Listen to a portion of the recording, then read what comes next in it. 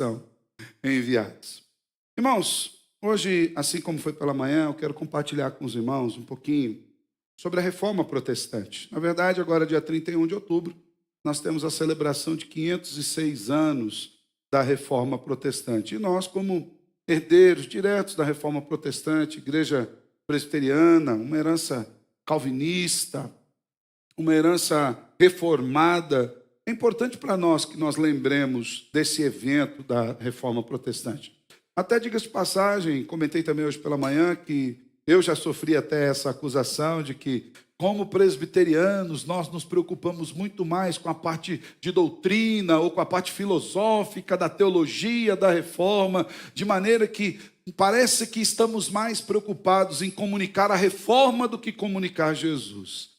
Na verdade, essa é uma acusação bastante infundada e até mesmo fruto de um desconhecimento do que é a reforma, uma vez que a reforma aponta com mais pureza para Jesus. A reforma faz com que nós aguçemos o nosso olhar para a Escritura, para Jesus, para o sacrifício, para a graça, para a fé e para a vida diante de Deus de uma maneira muito diferente. E é exatamente isso que eu quero compartilhar com os irmãos hoje. Eu quero falar como a fé reformada impacta na nossa compreensão do Evangelho. Quando nós falamos que somos reformados, isso é muito mais do que trazer uma etiqueta sobre a nossa igreja, dizendo que nós cremos nos 5 pontos do calvinismo, nos 5 solas da reforma protestante, ou dizer que nós temos um púlpito que, de fato, pela graça do Senhor, é mais docente, ou que nós nos preocupamos mais com a teologia, e às vezes uns até nos acusam de não sermos espirituais, de sermos frios, né? Ontem o pastor Marcos Granconato, logo depois que ele pregou na igreja do pastor Luiz Henrique, e eu estive com ele aqui, né, no Além do Secular, que é o nosso podcast, e depois eu assisti o sermão à noite, e o pastor, por bondade mesmo particular, ele foi na página dele lá do Instagram e falou: irmãos, olha, eu estive aqui numa igreja presbiteriana e foi um culto animado, uma bênção, estou feliz aqui. O povo que fala que presbiteriano é frio é porque não conhece e tal, né? E por um acaso eu fui ler lá os comentários embaixo. O presbiteriano é sorveteriano, você já deve ter ouvido isso, né? Alguma vez em sua vida, né? É sorveteriano, é frio, ou então presbiteriano não ora. Presbiteriano, irmão, presbiteriano é crente, é gente que ama o Senhor, é gente com o fogo do Senhor no coração, mas o fogo verdadeiro. Nós não estamos muito preocupados com o fogo estranho do Senhor. Quando nós falamos, ou melhor, com o fogo estranho para o Senhor, né? Quando nós falamos de reforma protestante, a gente precisa entender um pouquinho o contexto do que estava acontecendo e o que é a reforma protestante, para que nós entendamos de maneira prática como ela vem impactar a nossa compreensão do Evangelho nos nossos dias. Só para a gente, a título de informação, um pouquinho de história da reforma protestante, é importante que nós falemos que antes mesmo da reforma ser um evento histórico, uma espécie de cisma contra a Igreja Católica, a Reforma Protestante, na verdade, foi um movimento de avivamento genuíno na Igreja. Movimento esse que não começou necessariamente com Lutero. Praticamente 100 anos antes, João Hus já havia sido martirizado e era um dos precursores da Reforma. Temos outros tantos precursores da Reforma, homens de Deus, que se levantavam contra os desvios do catolicismo romano à sua época. Então, o movimento de reforma, para muito além de ser um movimento histórico, para muito além dos efeitos que ele causou, que foi a criação da denominação evangélica, por assim dizer, né? Eu acho que tem alguma coisinha no somzinho aqui, está dando... né? Para muito além disso, o movimento da Reforma Protestante, ele é um movimento de avivamento. Ele é um movimento de volta à palavra de Deus. Ele é um movimento de arrependimento de maus caminhos, de destronamento do homem do controle da sua história. E também é um movimento de declaração de dependência de Deus. Os reformados tinham algo no seu coração muito bem claro e muito bem definido. Eles dependiam de Deus para tudo.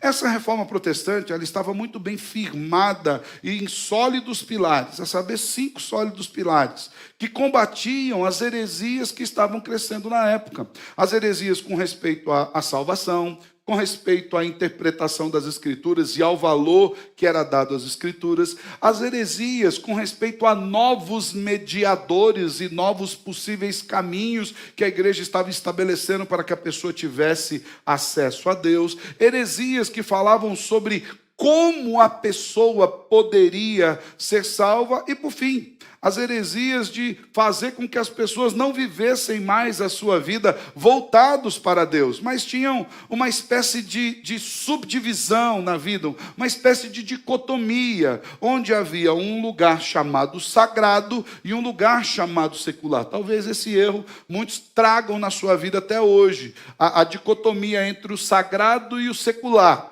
É como se entrássemos na igreja e o ambiente igreja fosse chamado de ambiente sagrado. Então, nesse lugar não se fala palavrão, nesse lugar nós cantamos louvores a Deus, não fica ouvindo porcaria de sertanejo universitário, nem de funk que está aí por fora. Nesse lugar aqui nós levantamos as mãos, o livro que nós lemos aqui é as Escrituras, mas quando nós saímos daqui, nós saímos para um outro compartimento, chamado de compartimento secular. E nesse compartimento secular, que Deus nos acuda.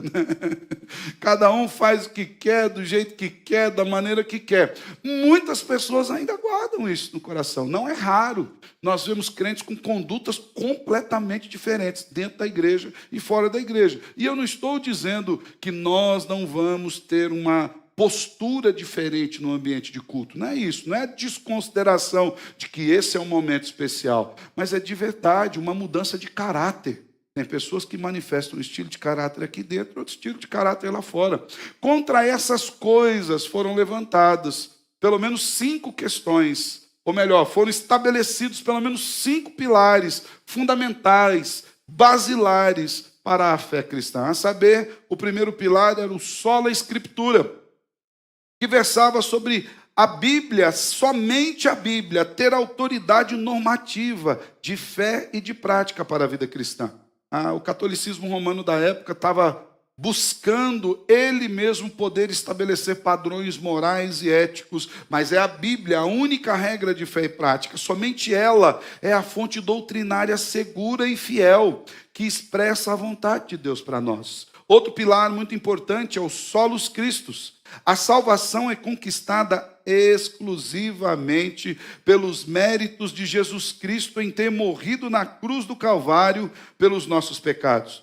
Não há outra forma de ser salvo. Somente Jesus é o caminho, a verdade e a vida. Somente Ele é o caminho, a ponte que nos liga ao Pai. Há poucos dias atrás, estudando a carta aos Hebreus, nós vimos um aspecto acerca de Jesus, é que ele é o pontífice, ele é aquele que faz a ligação perfeita, mais do que a ligação perfeita, como se pudesse ter algo mais do que perfeito, mas sim, ele não é apenas a ligação perfeita, ele é a única ligação. É a única ligação entre nós e o Pai. Não há outro homem, não há nada que o homem possa fazer para conquistar ou merecer a salvação. Não há como comprar a salvação, não há como conquistá-la pelos méritos próprios ou por intermediários. Somente Jesus, somente Ele nos dá a salvação. Outro aspecto muito importante, outro pilar fundamental da reforma protestante é o sola gratia. Essa salvação é ministrada ao homem única e exclusivamente pela graça de Cristo Jesus. Do início ao fim, a salvação é uma prerrogativa de Deus. É Deus quem vivifica corações mortos. É Deus quem tira de nós um coração de pedra e coloca um coração de carne. É Deus quem infunde em nós a fé salvadora, de maneira que nós consigamos responder à graça. É Deus que providencia a graça. É Deus que no caminho já da graça nos ajuda no processo de santificação. É Deus quem nos redime. É Deus quem nos justifica e é Deus quem nos recebe na glória para a glorificação eterna. Somente em Cristo Jesus, somente Deus e somente pela graça, do início ao fim, a salvação pertence a Deus. Foi Ele quem projetou, Ele quem executou, Ele quem aplica aos corações, sem que o homem tenha qualquer tipo de ação e que possa colaborar de qualquer forma. Quarto pilar, sola fide. Essa salvação que é legada pela graça, é somente recebida pela fé. em Cristo Jesus, sem a necessidade de sacrifícios, sem necessidade de que nós façamos qualquer outra coisa além de recebermos pela fé. Nós vamos falar um pouquinho mais à frente, mas a fé é um aspecto complicado para nós, porque a gente gosta de merecer alguma coisa, a gente gosta, isso é uma coisa que está no nosso coração. Quando alguém diz, olha, o que você precisa para receber Jesus? Fala, só crer. Mas como assim, só crer? Sim, só crer. Nada mais, não precisa mais nada. Não, não precisa mais nada. É somente pela fé. A fé é a única forma pela qual Deus nos dá o acesso à graça de Cristo Jesus. E por fim, quinto pilar, só lhe deu glória. A vida humana só existe para um único propósito, que é o propósito de glorificar a Deus em tudo aquilo que o homem fizer. O homem não é o centro do universo, não é o homem que precisa ser glorificado, não é o homem que deve ser centralizado. Na verdade, embora nós, como seres humanos, sejamos alvo da graça de Deus, essa graça que nos atinge glorifica aquele que doou. Ela não deve glorificar a nós. O homem não é um fim em si mesmo, mesmo tendo sido ele a única obra da criação criada à imagem e semelhança de Deus.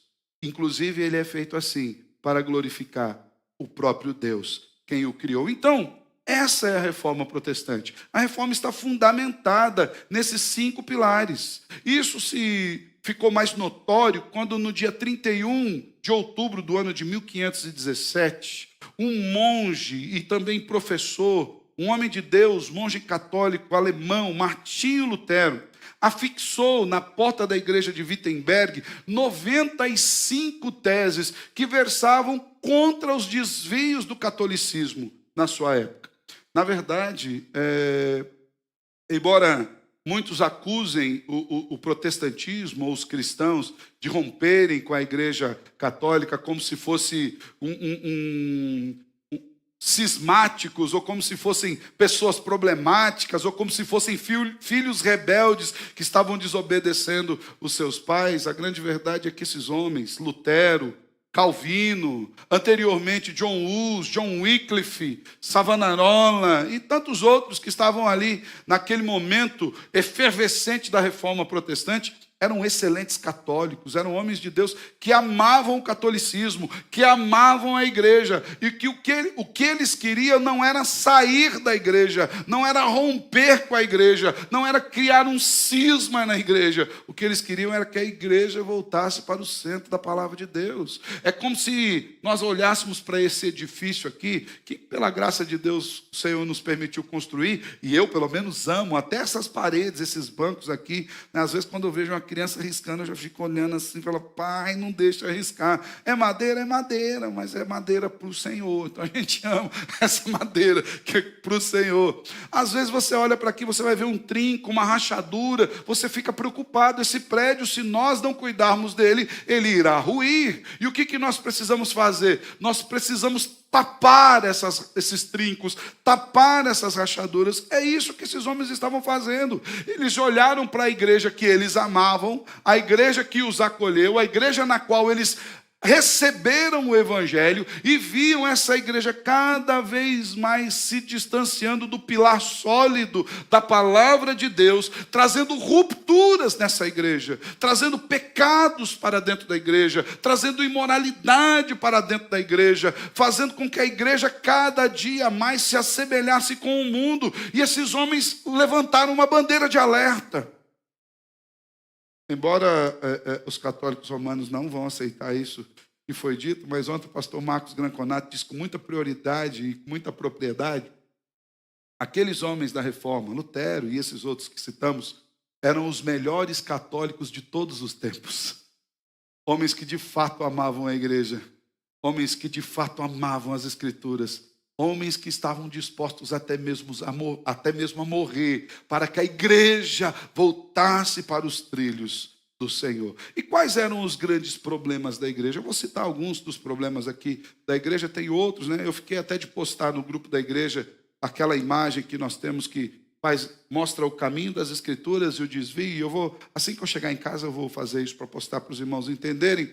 Mas a igreja começou a se desviar, estabelecendo outras questões que a Escritura não estabelecia. Por exemplo, no ano de 375, a igreja estabeleceu o culto aos santos. Agora, não era mais somente a Deus que deveria ser direcionado o louvor, a adoração, não era mais somente a Cristo. Agora também louvava-se aos santos.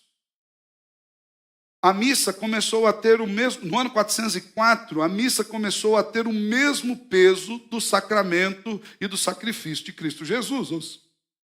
Desculpe. Ou seja, a missa começou a receber um caráter meritório. As pessoas agora eram salvas por irem à missa, frequentarem a missa. Diga de passagem, essa doutrina no romanismo continua presente até os dias de hoje. A missa tem um poder meritório. 431, culto à Virgem Maria. No ano de 503 foi instituída a doutrina do purgatório. O que era o purgatório? O purgatório é a ideia de que o homem aqui jamais conseguiria se livrar de todos os seus pecados e que pelo curso dos nossos anos serem poucos aqui, Cristo não daria conta de tirar todos os nossos pecados aqui durante a nossa vida. Então, depois que nós morrêssemos, nós iríamos para um lugar chamado purgatório, onde continuaria essa obra de expiação agora ad eterno. Só que no purgatório, agora nós teríamos a ação de Cristo e a ajuda dos crentes, que iam orar por nós, pedir para que Deus nos livrasse de lá. E aqui, inclusive, depois, essa doutrina foi usada principalmente por Tetzel, na venda de indulgências, quando ele dizia que quando caía o tilintar da moeda ali no gasofilácio, uma alma saía do purgatório. Ou seja, se você estivesse fazendo uma oferta por um ente querido seu que havia morrido, assim que a moeda caía no gasofilácio, esse ente querido saía direto do purgatório. Pensa num pedágio complicado. Complexo essa ideia. Mas a igreja estabeleceu. A gente olha para isso e às vezes a gente não percebe na profundidade que é isso. A doutrina do purgatório está extirpando o valor do sacrifício de Cristo. A doutrina do purgatório é uma declaração direta de que aquilo que Jesus fez na cruz do Calvário não era suficiente e que se a igreja, os padres, os crentes não colaborassem com Jesus na salvação de outros, de maneira alguma, esses seriam salvos. Ano 783, adoração de relíquias. 880, uso da água benta. Ano de 1003 foi estabelecido o dia de finados, ou seja, a festa dos defuntos fiéis ou dos santos defuntos, perdura até o dia de hoje. Daqui, dia 2, aí é o dia de finados, né? É claro que muitos usam essa data para ir lá visitar os túmulos dos seus entes queridos, e cada um tem uma relação particular com os seus entes queridos, e isso aí é uma questão particular entre você e Deus, e as saudades e tudo mais. Eu resolvo de forma diferente. Eu tenho o meu ente querido mais próximo, meu pai, que foi sepultado, e todo o amor que eu tinha para dar para ele, toda a alegria, toda a tristeza, toda a perspectiva de bênção, nós trocamos em vida, né? Hoje eu não tenho nenhum peso com respeito a isso. Tudo aquilo que nós tivemos que viver, nós vivemos aqui. Mas a Igreja Católica, fundamentada na doutrina do purgatório, também estabeleceu o dia dos santos defuntos, onde você ia lá orar por essa pessoa, fazer algum tipo de ritual que pudesse colaborar com que essa pessoa encontrasse o caminho. O ano de 1076, estabelecida a infalibilidade da igreja. O ano de 1090, a invenção do rosário. Em 1184 veio a Inquisição. Em 1190 foi o ápice da venda de indulgências. Inclusive, no ano de 1190, quando as indulgências começaram a ser vendidas, a ideia era de vender lotes no céu, a ideia de vender salvação. Então, não importa qual pecado você podia cometer. A princípio, a venda das indulgências eram pelos pecados já cometidos. Então, você falava lá os pecados que você tinha cometido, o padre falava, rapaz, você não tem como perdoar não, é muita coisa. Né? Vamos precisar de uma força financeira aí para perdoar o seu pecado. Né? Aí a pessoa ajudava financeiramente lá e recebia um certificado de pecados perdoados. Com o avanço da venda de indulgências, começaram também a vender perdão dos pecados futuros. Né? Mas como a pessoa não sabia quais eram os pecados, então tinha lá níveis de pecado. Né? Você pretende cometer poucos pecados, médios pecados ou muitos pecados daqui para frente. E conforme você tivesse a intenção, era feita a venda das indulgências para pagar os pecados agora também futuros. Mais uma vez a gente vem rasgando a doutrina da salvação pela graça em Cristo Jesus. No ano de 1230 foi estabelecida a proibição da leitura da Bíblia. Tem crente que obedece isso até hoje. Já está abolido, viu, irmão? Acabou, fica tranquilo. Pode voltar a ler a Bíblia sossegadamente. Na verdade, aqueles que fizeram o propósito de ler a Bíblia durante o ano, essa semana agora, estavam acabando de ler a Bíblia em 10 meses. Mas você tem aí um espaço até dezembro para terminar. E o ano que vem, se Deus permitir, nós vamos lê-la cronologicamente. Eu vou colocar lá um plano de leitura da Bíblia de forma cronológica, com respeito à escrita da Bíblia. 1230 foi proibido a leitura da Bíblia. Por quê? A leitura da Bíblia estava causando problemas para a igreja. As pessoas vinham à prática da igreja e confrontavam com aquilo que estava nas Escrituras e a coisa não batia. E uma vez que a coisa não batia, ele não poderia se voltar contra a igreja. Hoje ainda eu ouvi um relato de um padre, não sei o nome desse padre, que ele falava que um católico, a partir do momento que ele questionasse a autoridade da igreja, ele deixava de ser católico. Um bom católico não colocaria nada acima da igreja, nem a Bíblia. Quando, na verdade, a Bíblia é o fundamento da igreja. Uma igreja, para que seja reconhecida como igreja, ela precisa encontrar fundamento na Bíblia. Então, diante de todos esses desvios, o Martinho Lutero, que nasceu no ano de 1843, no dia 10 de novembro, ele foi e afixou as suas teses lá na Catedral de Wittenberg. Lutero era um homem temente a Deus.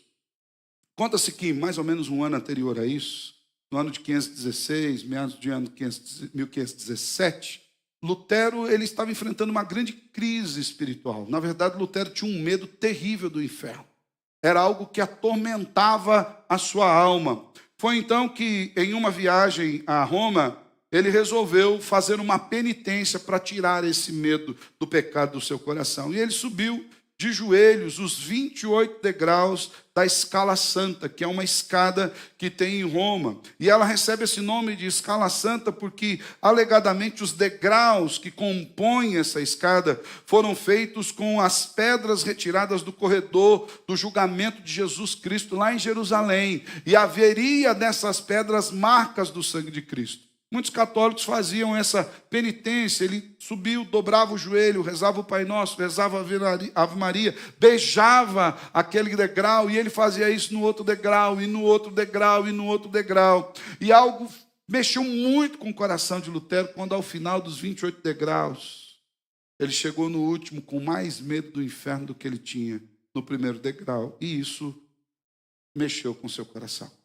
Foi quando ele indo para casa, lendo as Escrituras, Romanos 1,17, ele encontrou-se com o texto de que o justo viverá pela fé. E ali foi uma conversão genuína de Lutero. Então, esse é o contexto da Reforma Protestante. Por que teve a Reforma? Porque a igreja estava se desviando dos caminhos de Deus. Será que nós, hoje, precisamos olhar para a Reforma? Precisamos, irmão. Porque a reforma, a ideia de uma igreja reformada, os pilares da Reforma Protestante, eles impactam diretamente a forma como nós compreendemos o Evangelho. Assim como eles impactaram, ou melhor, a falta deles estava impactando a maneira como a igreja se conduzia e como a igreja pregava o próprio Evangelho. E nesse sentido eu quero destacar com os irmãos o que cada um desses pilares da Reforma Protestante, ou melhor, como cada um desses pilares da Reforma Protestante impacta a minha e a sua compreensão do Evangelho. Em primeiro lugar, o sola Escritura, como isso impacta a nossa compreensão do Evangelho. E para isso eu quero convidar você a abrir a sua Bíblia na segunda carta de Timóteo, capítulo 3, versos 16 e 17. Segunda a Timóteo, capítulo 3, versos 16, 17, texto muito conhecido das Escrituras, que nos diz: toda a Escritura é inspirada por Deus e útil para o ensino, para a pregação, para a correção, para a educação na justiça, a fim de que o homem de Deus seja perfeito e perfeitamente habilitado para toda boa obra. Veja bem, a autoridade está na Escritura. O apóstolo Paulo, escrevendo ao jovem pastor, seu jovem pupilo, filho na fé, Timóteo. Timóteo iria pastorear uma grande igreja, uma igreja importante da Ásia Menor, a igreja de Éfeso. Uma igreja que tinha membros que eram vultosos diante da fé cristã naqueles dias. Por exemplo, o apóstolo João foi membro da igreja de Éfeso. Outro irmão vultoso, a nossa irmã Maria, mãe do Salvador Jesus, foi membro dessa igreja de Éfeso. Perceba que, embora nós tivéssemos ali pessoas muito importantes, pessoas diretamente ligadas ao Salvador Jesus, quando o apóstolo Paulo vai falar de autoridade para a instrução e ensino da igreja, Paulo não diz assim, olha, tem alguma dúvida, recorra a João. Ou tem alguma dúvida, recorra a Maria. Ele fala, tem alguma dúvida, recorra à Escritura, porque a Escritura é inspirada por Deus. Deus controlou todos os seus escritos, de maneira que Deus usou cada autor, cada história, cada contexto, cada dia, cada palavra, para que aquilo manifestasse a vontade eterna de Deus. A Escritura é inspirada por Deus, útil para o ensino, repreensão, correção e educação. Só a Escritura é a regra inerrante de fé e de prática para a Igreja de Cristo.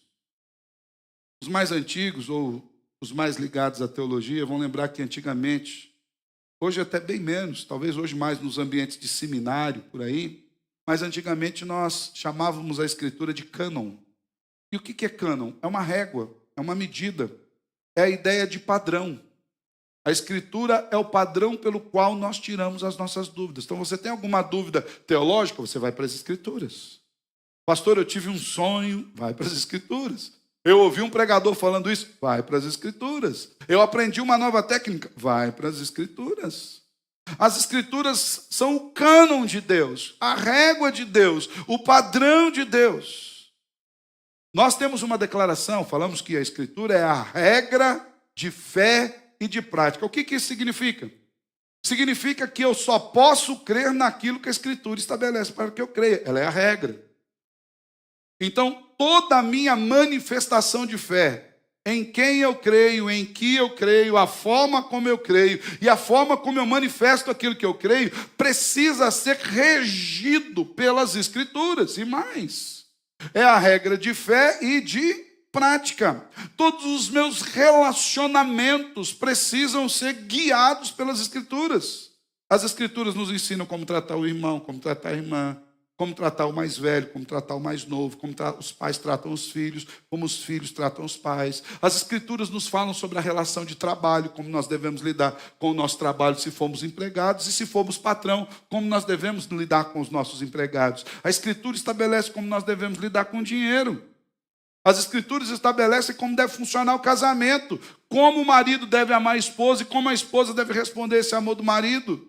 As Escrituras permeiam todas as áreas da nossa vida. Não há nada que nós necessitemos que as Escrituras não tenham a resposta para que nós estejamos andando de acordo com a vontade de Deus. É só à luz da verdade de Deus que nós nos entendemos corretamente e abrimos os olhos para a provisão de Deus para nós e para toda a sociedade. A Bíblia precisa ser ensinada, pregada na igreja. Os sermões precisam ser as exposições das Escrituras e não aquilo que o pastor pensa.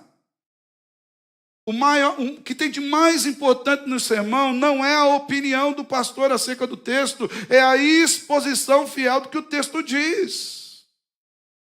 Isso precisa estar muito bem claro. E nós, como crentes, não devemos aceitar nada menos do que a vontade revelada de Deus na sua palavra para nós.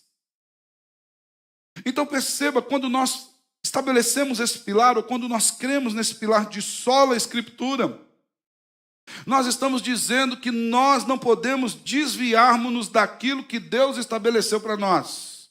Ele mesmo se revelou. Então todo o ensino, fundamentado na Escritura. Toda a repreensão, fundamentado na Escritura.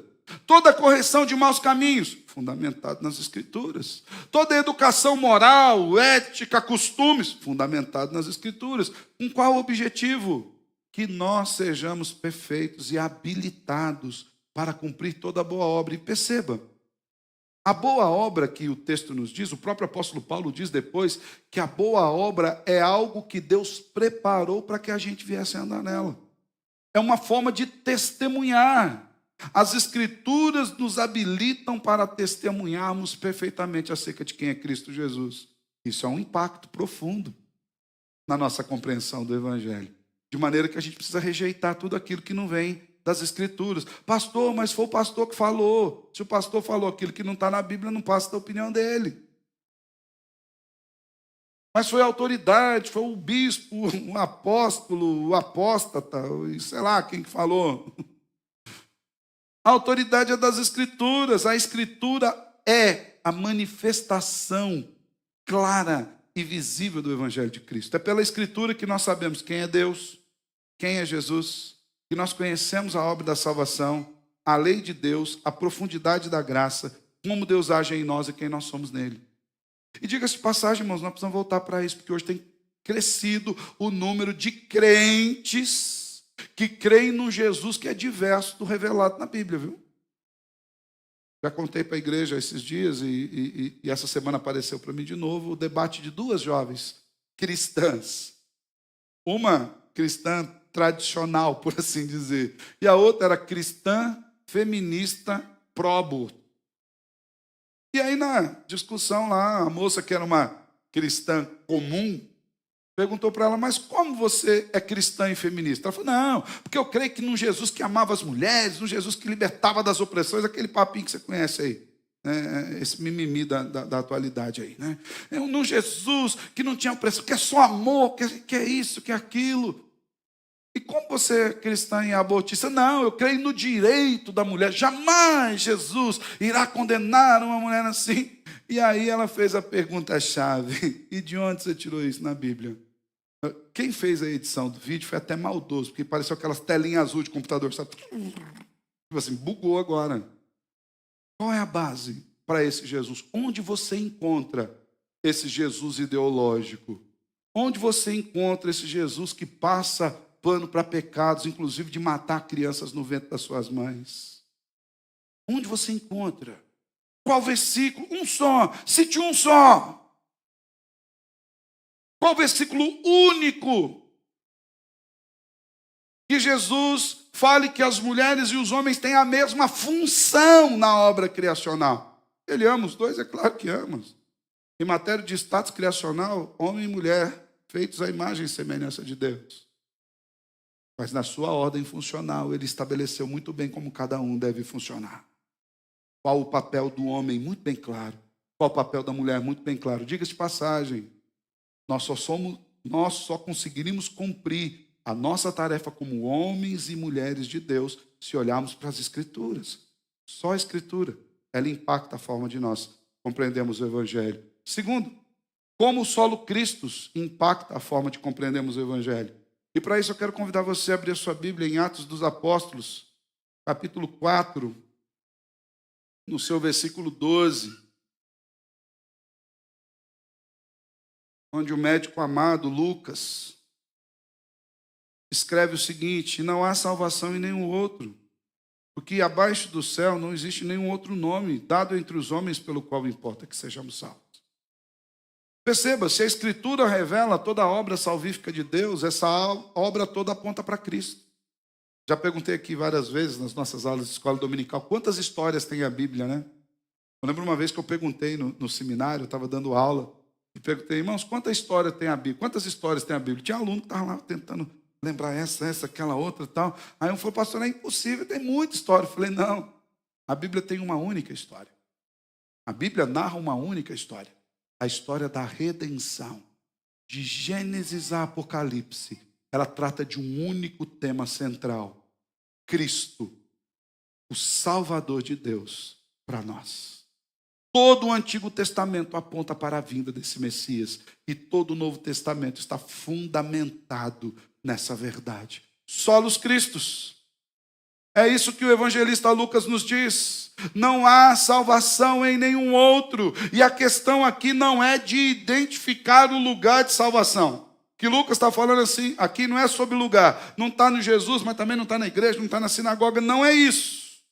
A grande questão de Lucas é o reconhecimento do meio pelo qual vem a salvação. Não existe outro meio que possa nos dar a salvação, que não seja o sacrifício de Jesus na cruz do Calvário por nós, a sua entrega voluntária.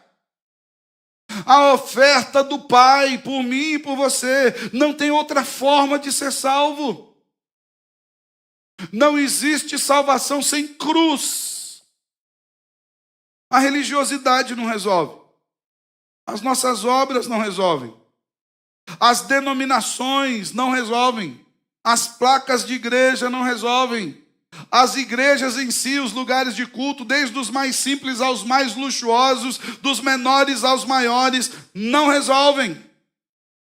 A boa conduta cristã não resolve.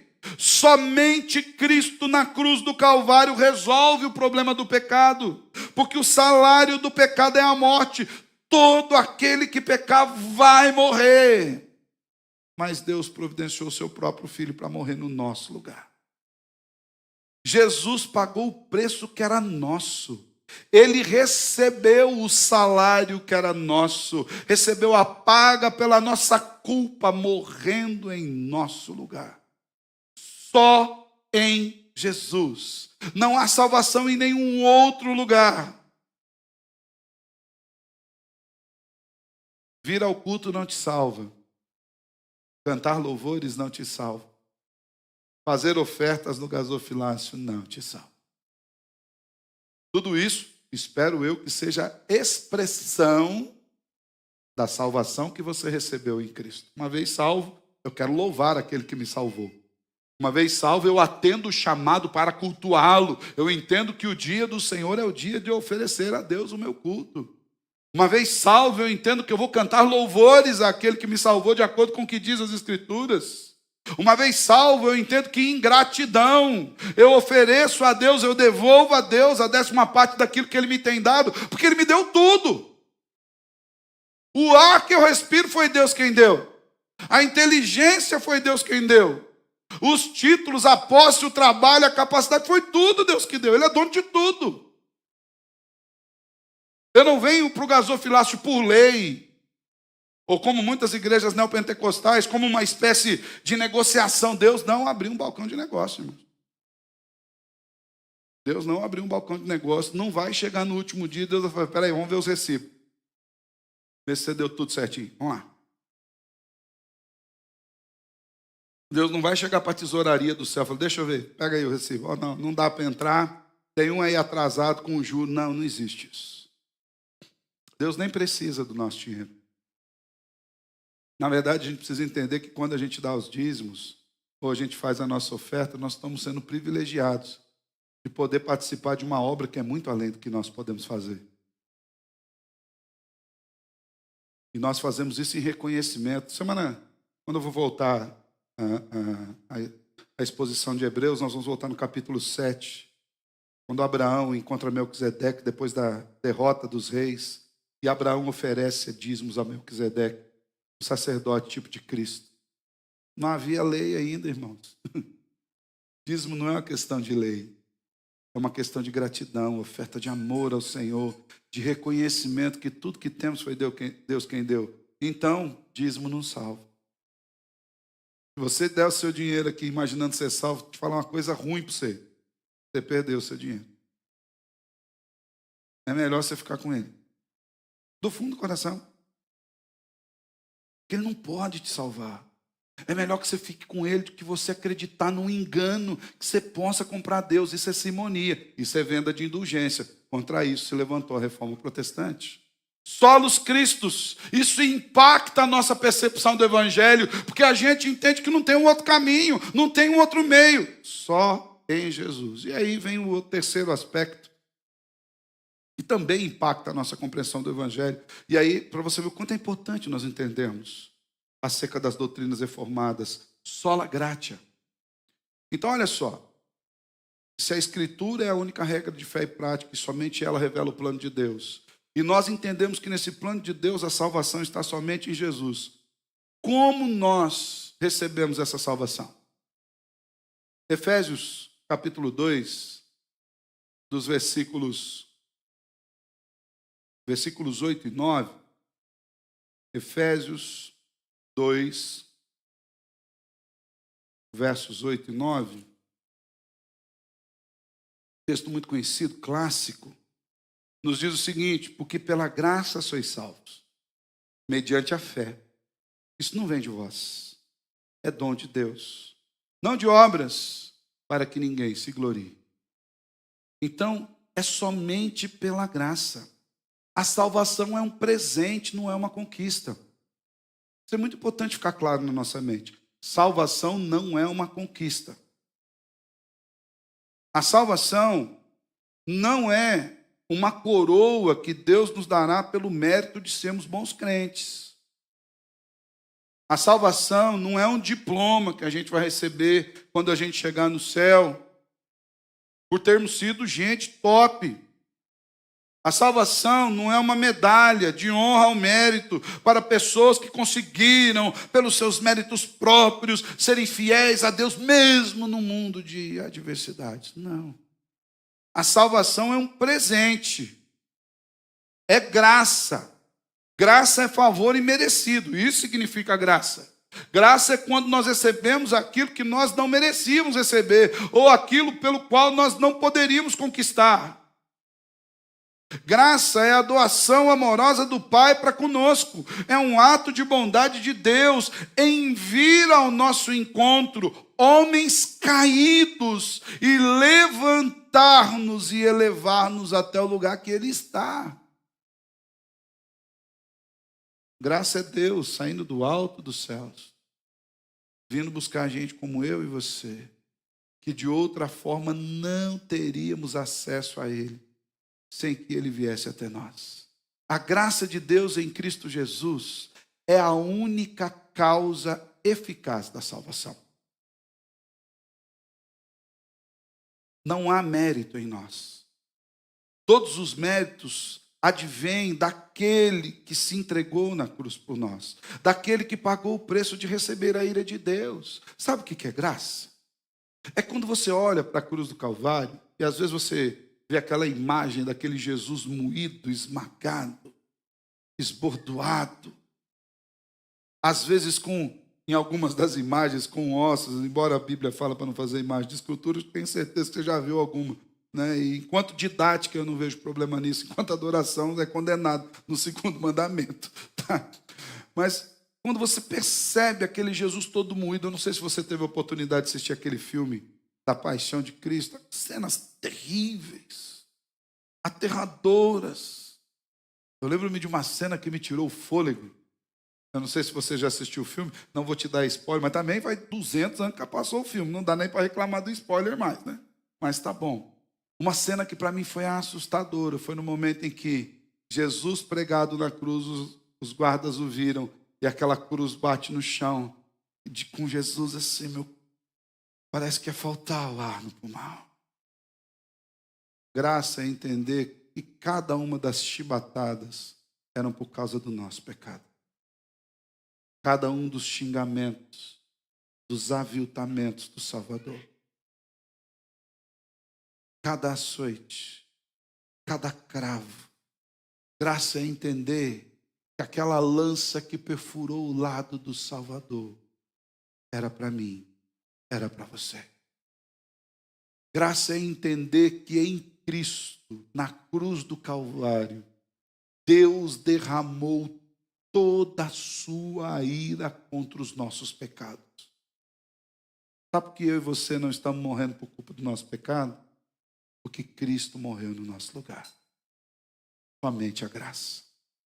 Graça é saber que a dor que eu e você deveríamos sentir, o Salvador sentiu em nosso lugar. Ele nos livrou da culpa, pagando na cruz o nosso pecado. Sola gratia. A igreja não pode salvar. Você deve amar a igreja? Deve, eu amo a igreja. Eu tenho um amor profundo pela igreja. Mas a igreja não é meritória. A igreja não pode tomar o lugar de Cristo. A igreja precisa ser entendida como um lugar onde os salvos vêm louvar a Deus. Isso é a igreja. Pastor, e a igreja presbiteriana? Significa que esses salvos estão debaixo de um governo presbiteriano. E já mostramos que é um governo bíblico. E uma igreja reformada? Significa que esses salvos que estão debaixo de um governo presbiteriano entendem que a salvação é somente em Cristo. E entendem o conteúdo da reforma que nos leva para Deus.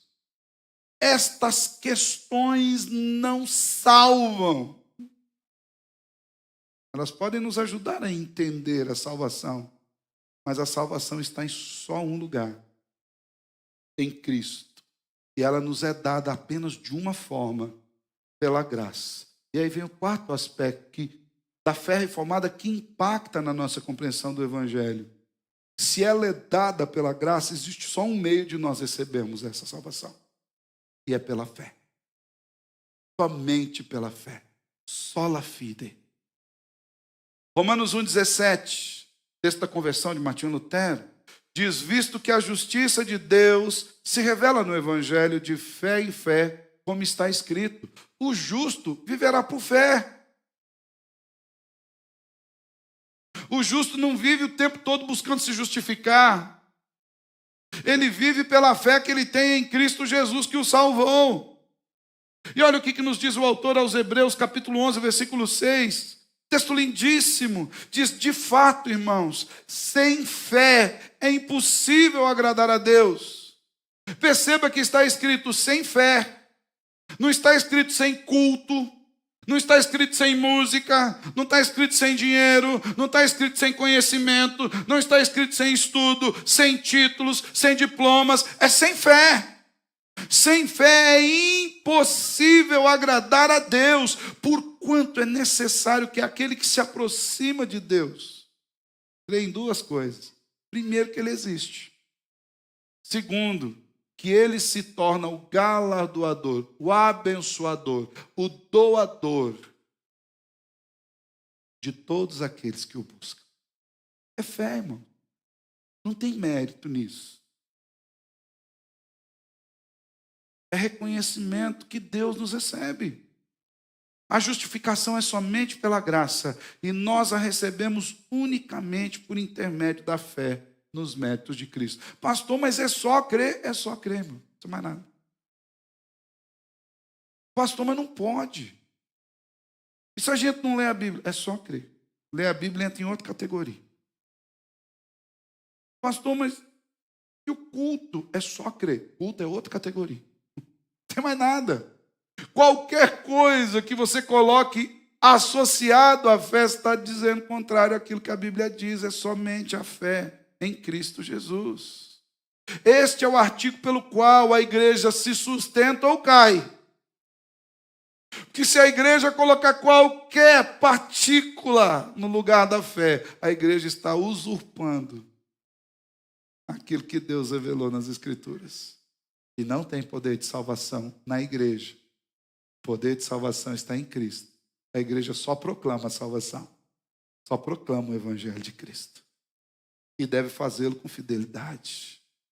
Embora a natureza humana decaída sempre tenha recuado de professar a sua necessidade da justiça imputada por Cristo, a modernidade alimenta as chamas de um descontentamento com o Evangelho, porque ela gosta de merecer. E o Evangelho é graça, e a gente não merece.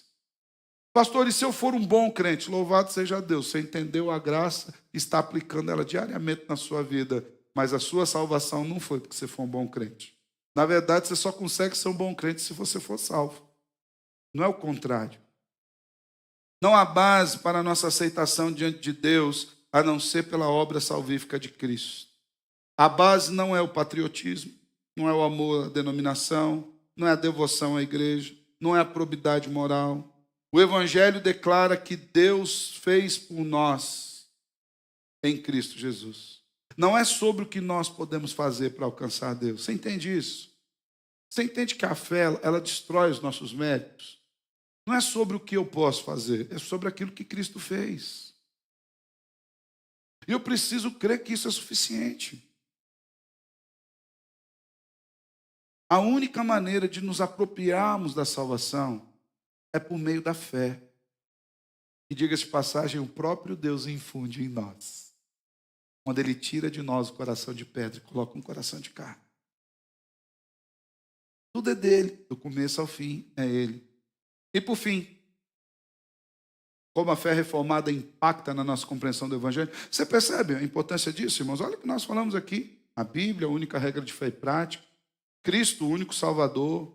A graça, o único meio de doar a salvação. A fé, o único meio de receber a salvação doada.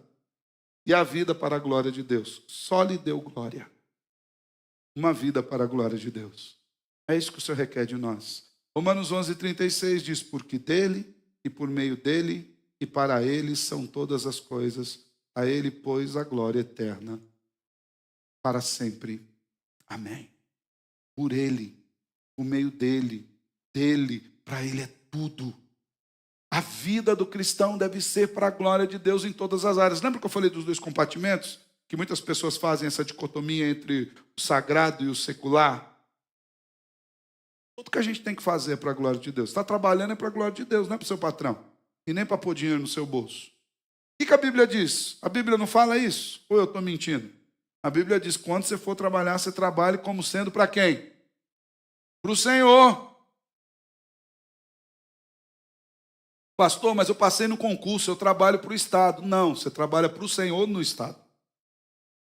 Pastor, mas eu vendo. Você trabalha para o Senhor vendendo. Eu me lembro quando Lutero evangelizando o sapateiro, naquele tempo não tinha as lojas de calçado como a gente tem. E nem todo mundo tinha condição de usar bons sapatos. Tinha um sapateiro que servia lá, principalmente os monges, o pessoal do clero. E Lutero foi para o sapateiro ali tirar as medidas do seu sapato. O sapato era por medida. Enquanto ele tirava as medidas ali do seu sapato, Lutero pregava o evangelho para aquele homem, e aquele homem se converteu, e automaticamente aquele homem ficou apavorado, porque Lutero era um exímio professor, um teólogo de primeira estirpe. E ele falou, e agora, Lutero, o que eu vou fazer? Eu me converti, mas eu nem sei ler direito.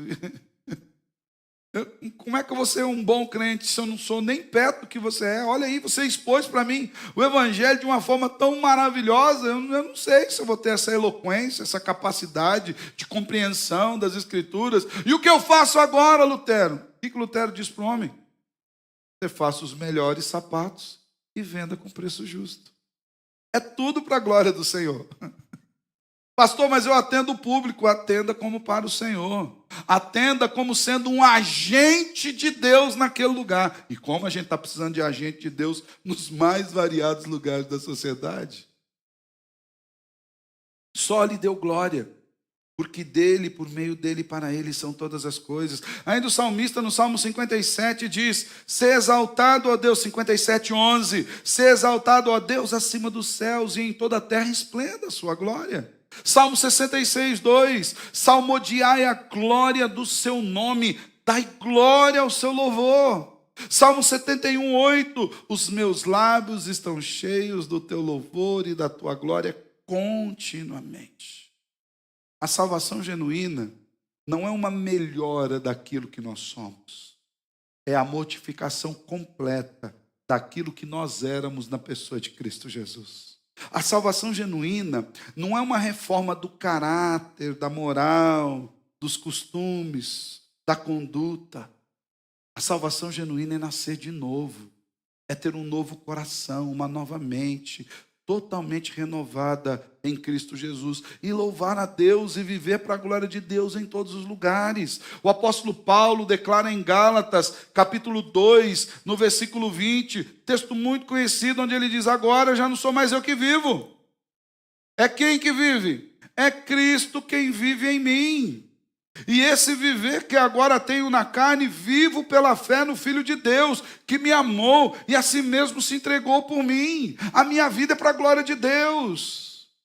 Essa é a mesma declaração, por exemplo, que Davi fez no Salmo 4, versículo 8, quando ele diz, de noite eu deito, pego no sono, porque o Senhor me faz repousar seguro. Às vezes a gente imagina que Davi estava lá no alto do palácio, numa cama de rei, caprichada. Não, irmãos, Davi estava no meio da guerra. E sabe contra quem é a guerra? Contra Absalão, seu filho. Mas não era nem uma guerra. Davi era um fugitivo do seu filho que queria matá-lo. Enquanto ele estava ali na sua cabana, ele falou: eu deito e pego no sono porque é Deus que cuida de mim. Às vezes nós imaginamos que a maioria dos salmos foram escritos em igreja, de joelho dobrado, momento de oração. Não, a maioria dos salmos foi escrito, sabe aonde? No campo. Davi debaixo da sombra de uma árvore, cuidando da ovelhinha aqui, olhando ali, escrevendo ao Senhor é meu pastor. Está vendo aquela ovelha lá? Eu cuido dela, o Senhor é meu pastor. Nada vai faltar para mim também. Como eu guio essas ovelhas nos pastos, o Senhor me guia nos pastos. Como eu procuro água para essas ovelhas, o Senhor põe água para mim. Muitos dos salmos foram escritos depois de Davi ter matado o urso e espantado o leão. No meio do ambiente de guerra, no meio do ambiente de luta, no dia a dia. Nós precisamos viver para a glória de Deus no dia a dia. Tudo que fizermos nessa vida deve objetivar, promover a glória de Deus. Quer comais, quer bebais, quer façais qualquer outra coisa. É para a glória de Deus, na sua mesa, comendo um lanche, na lanchonete, com um amigo, tomando um refrigerante, brincando, jogando bola, fazendo o que você vai fazer, videogame, tudo para a glória de Deus. É tudo para a glória de Deus. De maneira que a nossa luz brilhe no mundo e as pessoas vejam as nossas obras e façam o quê? Glorifiquem ao Pai que está nos céus. Às vezes, quando a gente lê textos assim, a gente imagina que essa luz só vai brilhar pregando, né? Não, irmão. Às vezes a luz brilha com você trabalhando. A luz brilha com você pegando saco de cimento, tijolo. A luz brilha com você no trânsito, quando alguém corta a frente assim, sabe? A luz brilha na intensidade da buzina que é dada ali. Tem uns que apagam a luz, né? Não depende da buzinada, ele apaga a luz. A luz brilha no dia a dia, quando nós vivemos para a glória de Deus, de maneira que o mundo veja Cristo em nós. Você entende como uma fé reformada impacta na pregação, no entendimento e na proclamação do Evangelho? A gente precisa revisitar esse ambiente da reforma constantemente. Você consegue perceber como essas bases são fundamentais para que eu e você consigamos viver de fato o Evangelho de Cristo? É muito mais do que teologia, irmãos. É muito mais do que teologia por teologia. É vida de Deus em nós, pela graça. É o entendimento do impacto da salvação na vida do crente e da forma como nós temos que viver. Ser um cristão protestante reformado inevitavelmente significa nutrir um estilo de vida completamente diverso do mundo. Um estilo de fé que se tem visto nos nossos dias. Ser um cristão reformado significa viver uma vida diferente daquilo que nós temos visto numa grande parte dos evangélicos. Uma vida centrada nas Escrituras, com menos pragmatismo e mais fidelidade à palavra de Deus. Um cristão reformado é alguém que tem a vida completamente orientada pelas Escrituras. É alguém que reconhece que foi salvo pelos méritos de Cristo e não pelos próprios méritos. Você não está pagando o preço para ir para o céu. E você, na verdade, deveria dizer glória a Deus por isso. É impagável, a gente não ia dar conta. Um crente verdadeiro, reformado, sabe que a sua salvação é exclusivamente fundamentada na graça de Deus. E que recebe essa salvação e vive a sua vida unicamente pela fé. De maneira que Deus seja glorificado em tudo aquilo que Ele fizer na sua vida. E nós, como herdeiros da reforma, como crentes presbiterianos. Presbiteriano não é uma qualidade, é um estilo de vida. Não é um selo de qualificação, igual hoje tem no café lá, né? Café gourmet. O presbiteriano não é um crente gourmet. É um crente comum, torradão. Às vezes meio amargão, precisa pôr um açúcar. Mas é um crente verdadeiro, genuíno. Que olha para as Escrituras, que ama o Senhor Deus e que vive uma fé genuína no Salvador. Amém? Quero orar com você. Feche teus olhos.